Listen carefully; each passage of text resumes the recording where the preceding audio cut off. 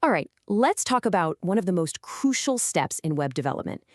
Bridging that gap between a gorgeous form on your website and the server that's supposed to do something with all that info. Today, we're connecting the dots between HTML and PHP. So, picture this. You've spent hours, maybe days, getting your contact page to look perfect. A user comes along, they fill everything out, they click that big, inviting submit button, and then what happens? Does it just poof, vanish into the internet cloud? Well, today, we're going to follow that data on its journey and make sure it gets exactly where it needs to go.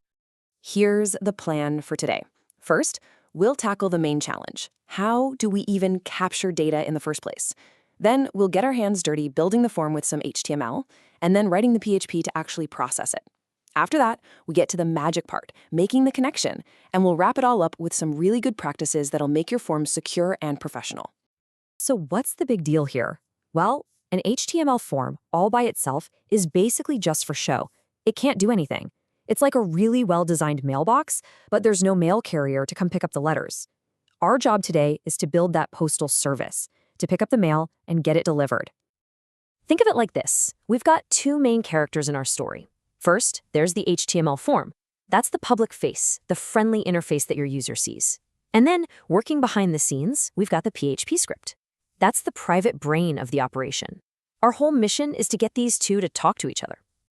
Okay, let's start with character number one, the HTML form.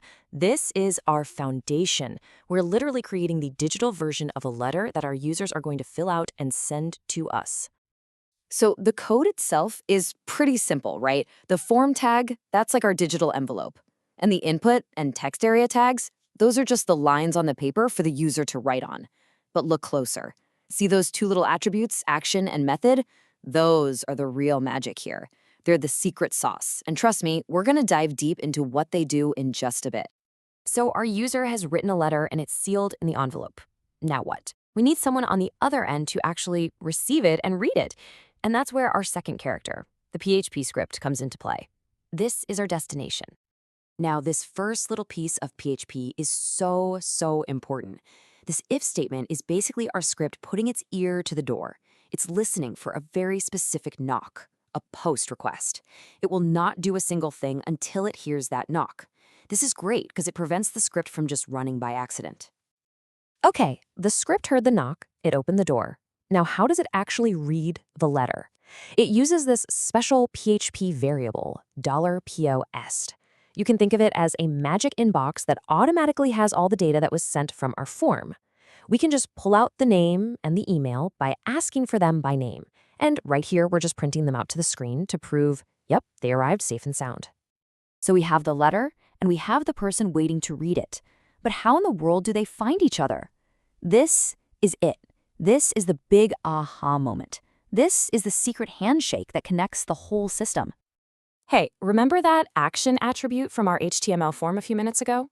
Well, here's what it does. It is, quite literally, the mailing address on the envelope. It tells the browser exactly which file, in this case process_form.php, is supposed to get all the data. Without this, our letter is addressed to nowhere. And if action is the address, then the method is our delivery service.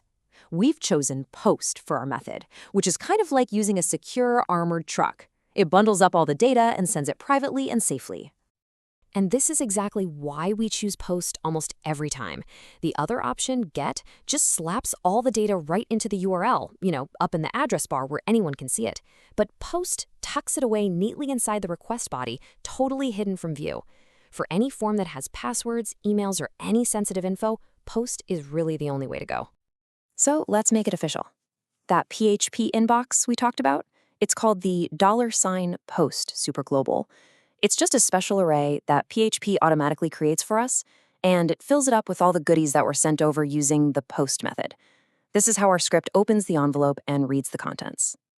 Now, before we do anything else with that user's data, we have to do something incredibly important. We have to make sure it's safe, and that's the job of HTML CHRSOL. Just think of this function as your personal security guard, checking all the incoming mail to make sure there's nothing dangerous hidden inside.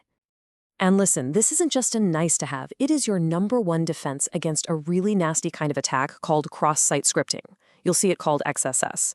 Basically, bad actors can try to sneak malicious scripts into your form fields to steal information from your other users. This one little function is like a bouncer that stops that dead in its tracks. It takes that dangerous code and turns it into harmless plain old text. So I'm going to say it again. Always, always sanitize your inputs. Awesome. We have a connection. We've secured the data. The system works. Now, let's talk about a couple of best practices that will take your form from just functional to truly fantastic. First up, validation. I mean, this is just common sense, isn't it? You don't want to get an email from a form where the person forgot to type their name. The logic is dead simple. Check if any of the fields you need are blank. If they are, let the user know. If everything looks good, then you can go ahead and process the data. This is what makes a form feel reliable and professional. And here's what that looks like in the code.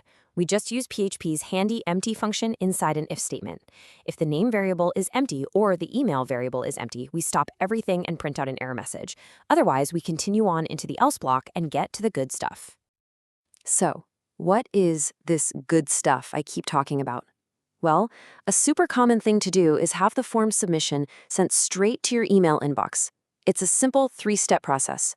1, prepare the email. Who it's to, the subject, the body, using that nice clean data we validated. 2, hand it all over to PHP's built-in mail function. And 3, let the user know their message was sent successfully. And look at how clean that code is. You just set a few variables, $to $to subject, $to body. You build the body of the message using the variables from the form. Then you just call the mail function and pass it those variables. It handles all the complicated server magic for you. It's that easy. Okay, let's wrap this all up. Remember, the HTML form is the letter. The action and method attributes are the address and the courier service. Your PHP script is the recipient on the other end, using $post as its inbox. And please, remember the 2 golden rules. Always sanitize your inputs for security, and always validate your data to make sure it's complete. You now officially have one of the most powerful skills in web development. You can make your website truly interactive. You can connect what the user sees to the powerful brain of the server. You can connect the front end to the back end. So the only real question left is, what are you going to build first?